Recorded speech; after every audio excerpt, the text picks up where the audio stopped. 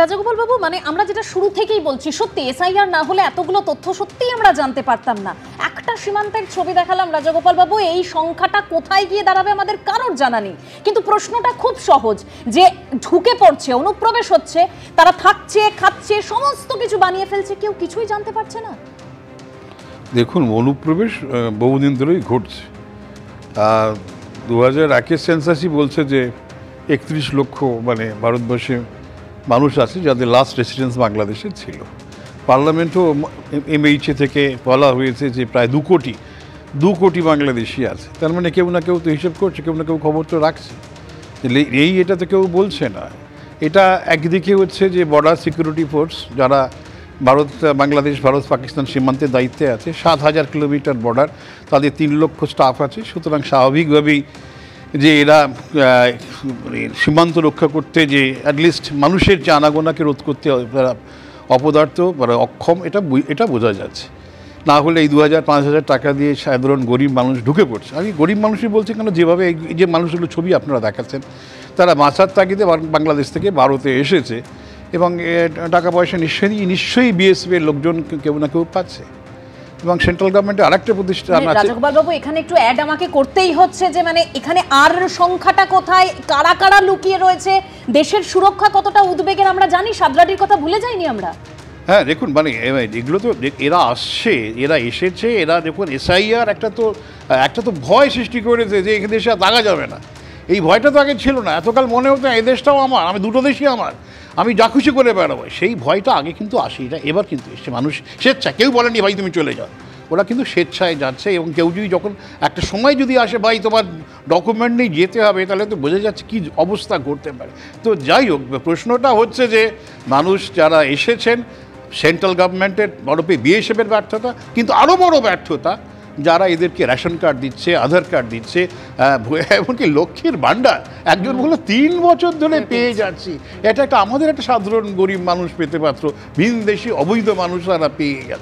সুতরাং এই যে ব্যাপারগুলো ঘটছে, কারা করছে? এবং 3-4বার ভোট দিয়েছে, কাকে ভোট দিয়েছে? এবং বহু জায়গায় আপনাদের সাংবাদিক প্রশ্ন করেছে, পার্টির নামও বলে দিয়েছে। আমি সেই বিতর্কে ঢুকবো না, এতে হয়তো কারো শুনলে অসুবিধা হতে পারে। এবং বোঝাই যাচ্ছে, দেখুন, একটা হচ্ছে যে কিছু কর্মচারী অসৎ কারণে, অসৎ উপায় অবলম্বনের জন্য লোক ঢুকছে, আবার কিছু কিছু কিছু কিছু সংস্থা, কিছু দল, তারা কিন্তু এদেরকে থাকার ব্যবস্থা করে দিচ্ছে, যতটা পারা যায় বৈধতা দিচ্ছে।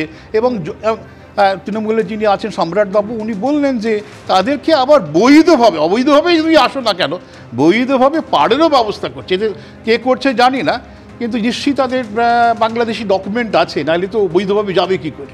তার মানে তারা তো নিঃসন্দেহে ডকুমেন্ট ক্যারি করছেন। তা আমাদের এই যে মানুষ ডকুমেন্ট হারিয়ে ফেলে, এই ধরনের চিন্তা, যে আরেকটা দেশ থেকে চলে আসছে, সঙ্গে ডকুমেন্ট ক্যারি করছে, এই নিয়ে কিন্তু অনেক ভাবনা চিন্তা আমাদের নতুন করে ভাবিয়ে তুলছে। কিন্তু অ্যাটলিস্ট এই মানুষগুলো দেখে, যাদেরকে আপনারা ইন্টারভিউ দেখাচ্ছেন, এরা গরিব অসহায় মানুষ বলে ধারণা, কিন্তু সবাই তো নয়। এদের একটা বড় অংশের মানুষ আতঙ্ক সৃষ্টি করার জন্য আসছে, বোমা ছড়া বন্দুক নিয়ে এরা পথে নেমে গেছে, এগুলো তো ঘটছে। সুতরাং এই যে অনুপ্রবেশ, সেটা তো আমাদের তো বন্ধ করা উচিত। আমাদের তো অঢেল সম্পত্তি নেই যে আমরা যে আসবে তাকে দিয়ে দেবো। পৃথিবীর কোনো দেশই দিতে পারে না। সুতরাং এই জায়গায় দাঁড়িয়ে এরা যে আমাদের সম্পদ নষ্ট করছে, ঠিক আছে, কিন্তু এরা সিদ্ধান্ত নিচ্ছে কে সরকার গঠন করবে। এইখানে রাজাগোপাল বাবু, একটা কথা বলুন, যেরকম স্থানীয় মদতের কথা আমরা বারবার ধরে বলছিলাম, না হলে তো এত নথি বানানো সম্ভব নয়। যদি এই মদতটা বন্ধ না হয়, তাহলে এটা আটকানো কি সম্ভব? না, মদত আছে বলেই তো ঢুকছে। মদত তো আছে বর্ডারে, সেখানে ঢুকছে। মদত আছে এই সব জায়গাতে, রাজ্যের সমস্ত জায়গায় তারা রয়েছে এবং সেখানে তারা সুযোগ পাচ্ছে বলে। আপনি NKD এর নামটা এলো, অব্র অনেক কথা বললো। NKD আপনি বলুন তো, আমি ভাই একটা কাজ করবো, পাবেন? আপনি NKD বলুন ভাই আমাকে একটা টেম্পোরারি কাজ দাও, কারুকে পাঠিয়ে দেখুন পাই কিনা। কিন্তু এই লোকটা পাচ্ছে কি?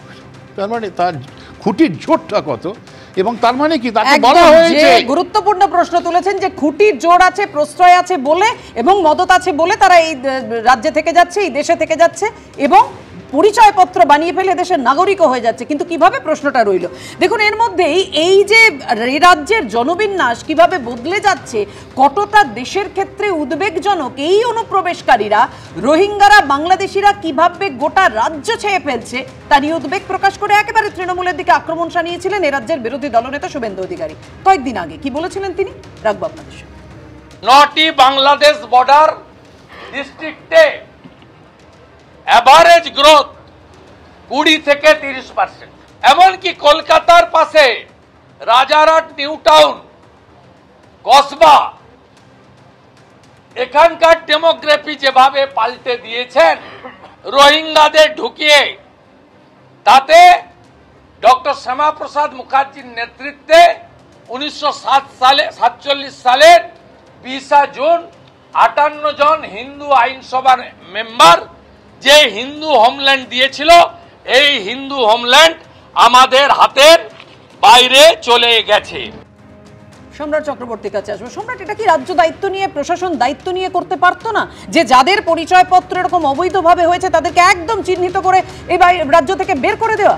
না না, এক্ষেত্রে প্রশাসন যথেষ্ট সক্রিয় ছিল এবং বহু ক্ষেত্রে হয়েছে। কিন্তু একটা কথা, শুভেন্দু অধিকারী রোহিঙ্গাদের কথা বলে রোহিঙ্গাদের সংখ্যা নিয়ে অনেক চর্চিত হয়েছে, সে প্রসঙ্গে যাচ্ছি না। আমি শুধু একটা কথা বলি, 2022 সালের 17 আগস্ট হাউজিং মিনিস্টার তৎকালীন হরদীপ সিং পুরী তিনি টুইট করে বলেছিলেন, দিল্লিতে বসবাসকারী রোহিঙ্গাদের জন্য আমরা ফ্ল্যাট বানিয়ে দেবো। না, আমি টুইটটা দেখাতে পারি, আমি টুইটটা দেখাতে পারি। তাহলে যারা রোহিঙ্গাদের জন্য ফ্ল্যাট বানিয়ে দেওয়ার কথা বলে, তারা ভোটের, আমিও চ্যালেঞ্জ করছি, হরদীপ সিং পুরী টুইট করেনি। দুজনকেই বিরত করলেন, কারণ একযোগে কথা বললে বোঝা যায় না। আমি সম্রাটের কথাটা শুনিনি। সম্রাট যখন হরদীপ সিং পুরীর কথা বলছে, তখন তো একথাও বলতে হবে, একদম সংসদে দাঁড়িয়ে মমতা বন্দ্যোপাধ্যায় কতটা উদ্বেগ সেদিন দেখিয়েছিলেন যে বাংলাদেশিরা কিভাবে ঢুকে পড়ছে, একেবারে তাদের অবৈধ অনুপ্রবেশ হয়েছে, তিনি সংসদে সরব হয়েছিলেন। সম্রাট, সেই কথাটাও তো উল্লেখ করা প্রয়োজন সমানভাবে। এবং সেই প্রসঙ্গে এই কথাটা জানাতে হবে যে নির্বাচন কমিশন 2019 সালের 10 জুলাই সংসদে হলফনামা দিয়ে জানিয়েছিল যে ভোটার লিস্টে কোনো বিদেশি ভোটারের নাম নেই। এটাও তো সত্যি। তাহলে তারপর থেকে পরিমার্জন শুরু হতে পারত তো। নির্বাচন কমিশন নিজেদের কথাকে যখন চ্যালেঞ্জ করছে,